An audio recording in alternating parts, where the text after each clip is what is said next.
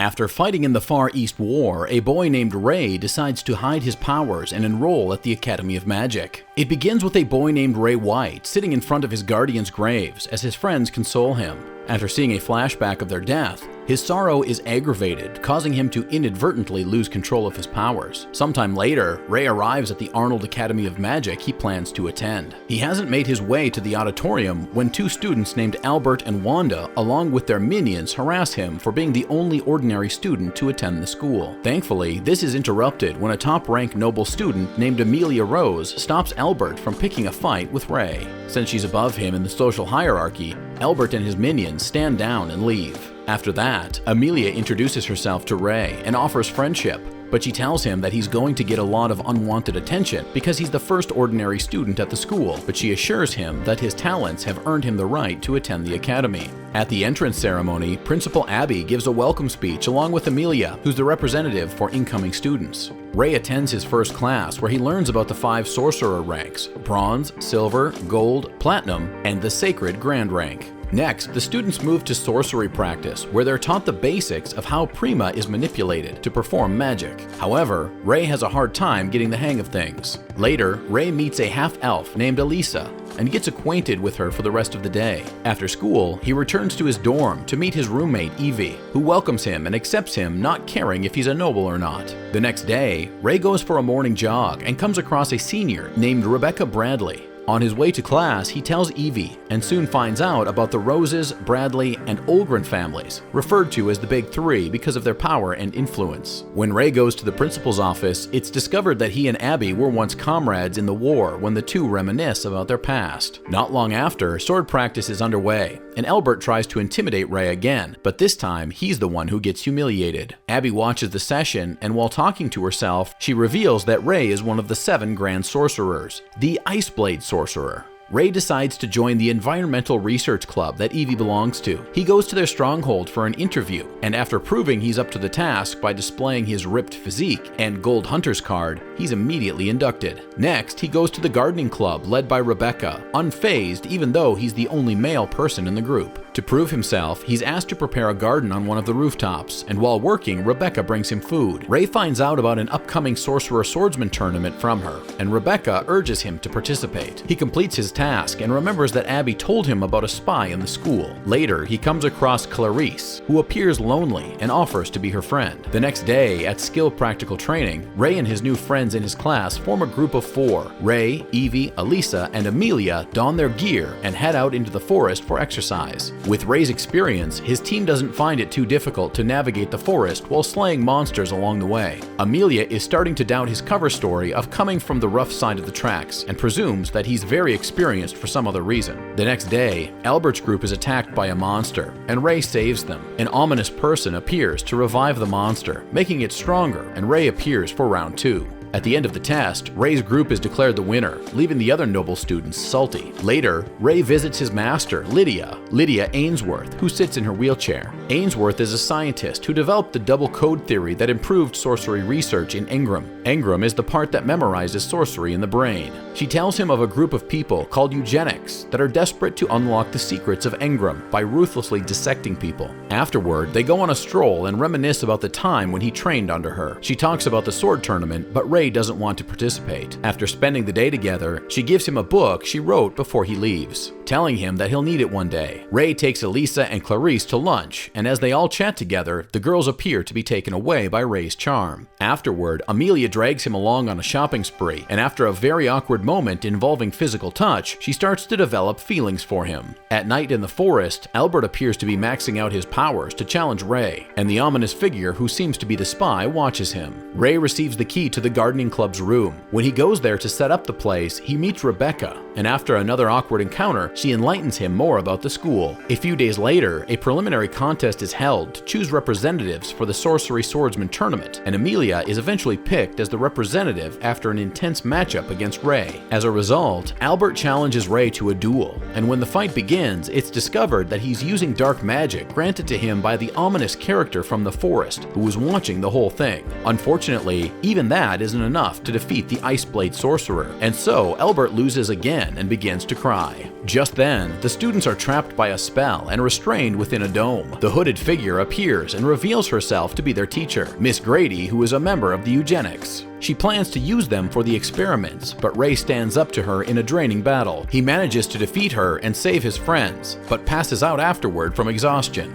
In a flashback, Ainsworth finds Ray in the ruins of his village and takes him into her unit. When the war gets much worse, some of the comrades in the unit suggest that Ray be taken to an orphanage for his safety, but Ainsworth supports the boy and lets him stay. One day, Howard, who was Ray's father figure for years, is killed on the battlefield, and this causes him so much pain that he activates his powers and overheats. Back in the present, he wakes up from the dream to meet Ainsworth by his bed. When his friends come to see him, he apologizes for losing control and reveals that he's the Ice Blade sorcerer, confirming everyone's suspicions. He proceeds to tell them how he killed people when he overheated in the past, and why his powers are suppressed with a spell called Chronos Lock. His friends accept him regardless of his past, and all promise to stand by him. Albert even visits him to settle their differences. The next day, their new teacher, Carol, briefs the class on the schedule for the tournament. Later, Ray and Clarice go to watch the sword contests. Amelia is the favorite to win, but even after defeating her opponents, Ray notices her dissatisfaction. Amelia is extremely anxious about her fight against her rival from the Dime Academy, Ariane Olgren, who is fully proud of her status as a noble, and turns it into strength. At night, Ray takes a look at the book Ainsworth gave him. The next day, he offers to use the knowledge from the book to train Amelia so she can win the tournament. Over the coming days, he makes her endure grueling workout sessions in preparation for the duel and assures her that he's not giving up on her. Ray disguises himself as a female student from Dime Academy and infiltrates the school. On getting there, he helps Ariane's little sister get back to her and decides to have a chat with her. However, Ariane sees through the facade and he reveals his true identity. The next day, Ray and his friends visit Ainsworth. They find out that the Grim Reapers are on the loose again, and Ray is advised to stay sharp because it's a threat to all the nobles that would attend the tournament. For the final phase of Amelia's intense training, Ray takes her to the forest for the last challenge and promises to give her a ranger's badge if she succeeds. The day of the tournament arrives. Ariane approaches Amelia and the two old friends agree to see each other in the final round. After breezing past the competition, the two girls display incredible sorcery and skills to defeat their tough opponents in the semifinals. Ariane looks so strong that even Amelia's supporters begin to harbor some fear. Not long after, Ray finds out that the Grim Reapers have infiltrated the arena, and he's appointed alongside Lex, the president of the Environmental Research Club, to prevent the Reapers from abducting students. That night, Ray stays up and vows not to allow the Reapers to interfere with the tournament. The next day, Rebecca reaches the final of the seniors tournament, while Amelia refuses to come out of her room, seemingly afraid of the fight ahead. Everyone's attention is drawn to the other finalist, Lucas, who just defeated his opponent in a record time of 2 seconds. At night, Ariane trains intensely in her dojo and promises her dad she'll win. Meanwhile, Amelia has already concluded that she can't beat Ariane. The girls plead with Ray to talk to Amelia, since he's the only one that can get through to her. He enters her room and encourages her. Amelia immediately feels lighter after expressing all her pent-up feelings to him before eventually falling asleep holding his hand. As she sleeps, Ray remembers her final training and the incredible power she summoned to pass, so he's confident that she can beat Ariane. The final for the rookie section arrives, and the fathers of the two girls are in attendance, each hoping that his daughter would bring home the win. Amelia is in a much better state of mind for the duel, and Ray encourages her once again. Somewhere in the tunnels, however, Grim Reapers get a hold of Clarice. Ray and Lex are informed of an emergency, so they dash to the tunnels. The duel begins, and the two finalists acknowledge each other. The match begins fiercely as the girls have given everything they've got, but Ariane appears to be dominating and soon performs the same devastating move she used to win the semifinal, but Amelia gets back up.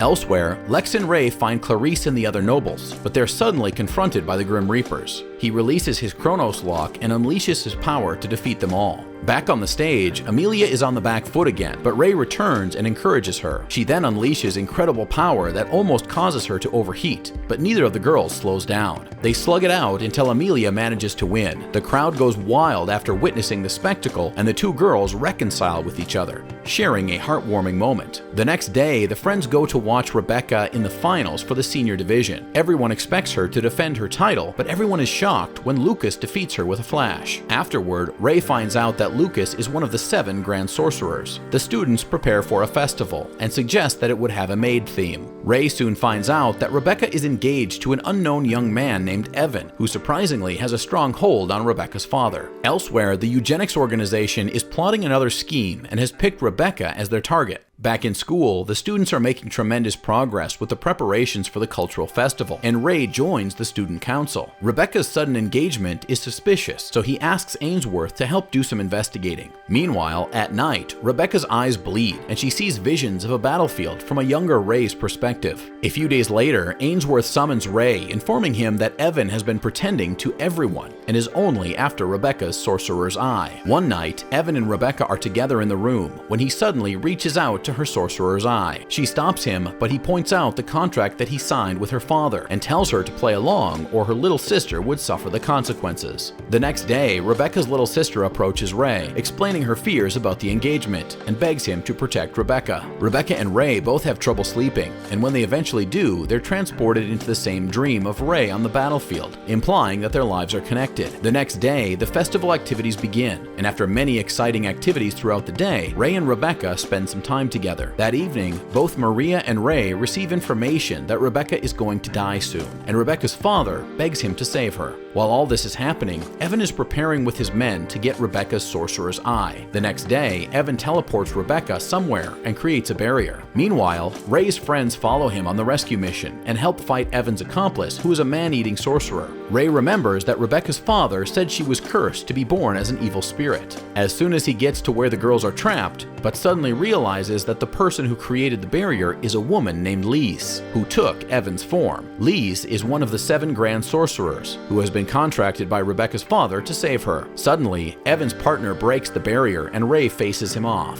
While Evan attacks Lise, she casts a spell that makes his engram self-destruct, rendering him powerless. Meanwhile, Ray's friends are confronted by dark mages, but they're saved when Ainsworth and her crew arrive to quickly eliminate the dark sorcerers. Ray finally gets the upper hand against the glutton when he conjures crimson blades and covers the sorcerer in red ice. Maria and Rebecca argue and blame each other for what has happened. Rebecca's intense emotions suddenly cause her powers to activate as she overheats. Ray is the only one who can fix it, so he goes over to her and after consoling her, he uses his Chronos lock to stop her overheating. With everything back to normal, the students return to school and watch the fireworks. The next day, Ray visits Howard's grave to tell him about his new life. Elsewhere, a little girl effortlessly defeats a large monster and wonders when her big brother will come home. She looks just like Ray, and with that, the recap comes to an end. See you in the next one.